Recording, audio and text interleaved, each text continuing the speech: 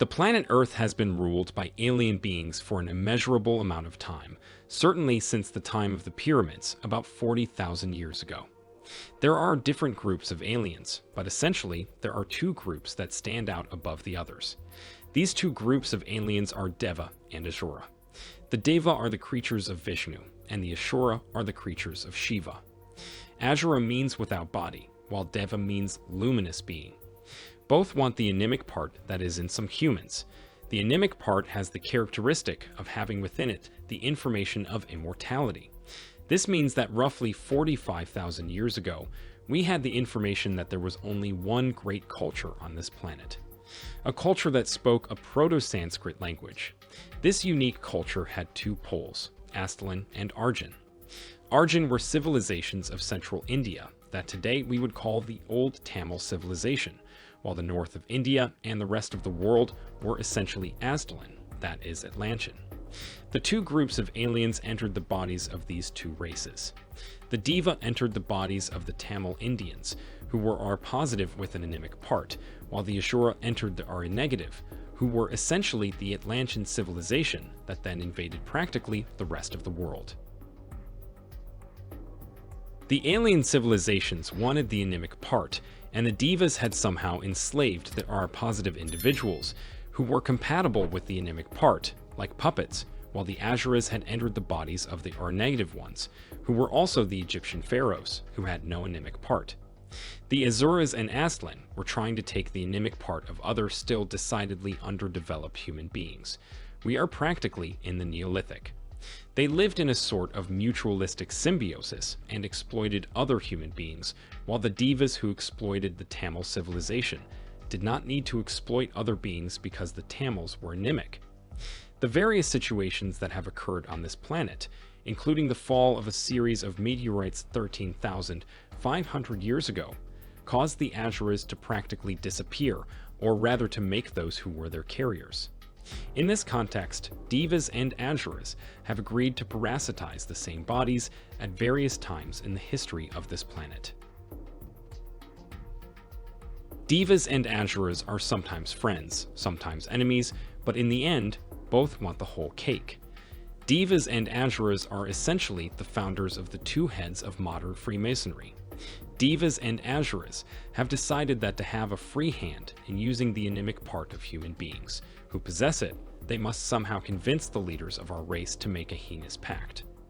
Our leaders, in fact, because they are commanders and have certain characteristics, are not essentially animic. Otherwise, they would have no need to be our leaders and to want power. Our commanders made a pact with the aliens, both Deva and Asura, to never disclose anything about the nature of the aliens. The aliens need humans to remain unaware so they can continue to take the animic part of humans. If humans were aware, they would refuse, and if humans refuse, it would be the end for the aliens, as humans are the creators of the universe. In this context, the two Masonic lodges are the Asura Masonry, which is the globalist masonry of Biden and Bergoglio, and the Deva Masonry, which is the masonry of the great monarchic families, but not only families, who are essentially nationalists and tend to maintain the borders of their countries. The Asura want to tear down all barriers to facilitate the flow of money, which is the best tool to guarantee separation between human beings. Separation also guarantees a lowering of entropy and therefore the non-achievement of consciousness. In this context, the aliens have no desire to come to this planet and make war because their idea is that we can only live on this planet when it has been globalized, that is, there is only one front. Otherwise, if the planet is not globalized, for example, Russians and Americans are against each other, it is evident that if the Russians are for the aliens, the Americans would be against the aliens, and this would make life difficult for the aliens. Since this globalization has not yet occurred and is currently failing, our rulers who are in agreement with the aliens, either Deva or Asura, are doing everything possible to prevent the aliens from coming to this planet, because if they come, it would be the end for our rulers. The current situation is that of the final clash between the Devas and the Asuras, the ultimate battle described in the myth and in all myths of universal cosmology. What is happening is that human consciousness has increased so much that it must be stopped. Otherwise, people will realize that there are devas and asuras, and it will be over for them. The only way for human beings not to notice this is to try to crush the people by lowering the entropy of the system. In this context, the asuras ask those in command to prove that these leaders are capable of keeping the people subdued, and this is where the pandemic has served to subdue the people and show the aliens that our leaders are still capable of leading the people. If they cannot do this, then and only then will the alien intervene. So the speech is made today about who says the aliens will intervene. Those who say that the aliens will come are essentially the devas at this moment who do not want the asuras to win. They do not want Biden to win.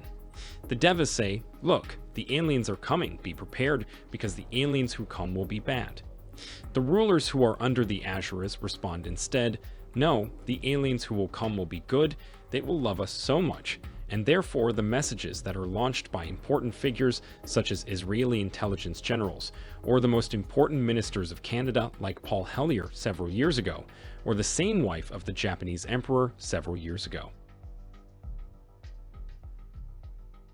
What is happening today is this. If our rulers can demonstrate that they can crush the will of the people and still command, then the asuras will not intervene, but the devas will do everything they can to incite rebellion among the people. On the other hand, if the people rebel, understand, and become self-aware, then the asuras will come, remove the ruling class that is no longer needed, and take power themselves. This is the only thing they will have to do, and it is evident through the statements of these ghostly figures who are somehow holding the power either for the devas or asuras. The devas are those aliens that we have always called Lux. They are luminous beings. The enlightened are called so because they have these lords within their bodies, while the asuras, those without a body, are the creatures of Shiva. Shiva is the god of the other side of the universe, the one made of antimatter, the one that the church calls hell or darkness. The real key to understanding this can be found in Freemasonry. Freemasonry, the devas and asuras that originate from the ancient Rosicrucian group, which resurfaced in 1614 in Germany and France, but its true purpose, its foundation, dates back to 3300 BC. The founder of the Rosicrucian movement was Pharaoh Thutmose Agni. The phrase that clarifies what the Rosicrucians are can be found in the hymn to Horus. From this point of view, we are waging war on this planet, a war wanted by others. The devas and asuras are at war in myth to obtain Amrita, the nectar that, once drunk, will give life and immortality. We find this within the myth and within the thousands of regressive hypnosis. Who will win? It is written in the myth. Neither the devas nor the asuras win. They are forced in the end to come down to this planet and fight each other, no longer through us. We are the ones who win because by doing nothing, we witness the total destruction of both the devas and asuras. This is written in the myth of Shiva and Vishnu. This is the fifth yuga, the last period where there is no sixth yuga, so there is no reset like in the four yugas.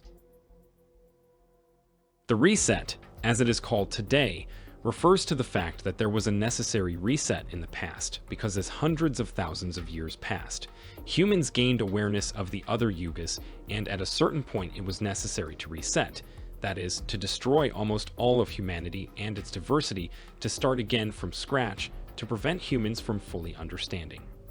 Therefore, the yugas are getting shorter and shorter, and we arrive at a point, the fifth yuga, where there is only one way to try to keep the entropy of this planet low: give humans technology. Technology is the enemy of acquiring awareness. If we have a mobile phone, we believe we can talk to others through the phone, and we don't realize that we can do it with our minds because we are the creators of the universe, but we don't know it, and the asuras and devas don't want us to know it. They created the two heads of Freemasonry, which are essentially the globalist Freemasonry of wealthy industrialists and the Freemasonry of wealthy families who are essentially monarchic. However, it is not just through this lens that one can understand the true nature of certain important political figure statements, and one can understand what transversal messages they want to send. Humans have always been divided into alien property. There are both right-wing and left-wing power groups that are actually connected to the same idea: to take the anemic part, the nectar, or the ambrosia of the Olympians, the beings of Olympus, who lived immortally through this nectar. In summary, with this perspective, it is possible to understand what is really happening. No one else has this perspective. It is Professor Malanga's personal perspective, but it opens all doors. Well, you've reached the end of the video. If you are interested in learning more about similar topics, here you will find other really interesting videos from the channel. Thanks for watching this video. Click on the like button if you enjoyed it, and do not forget to subscribe in case you didn't. See you on the next one.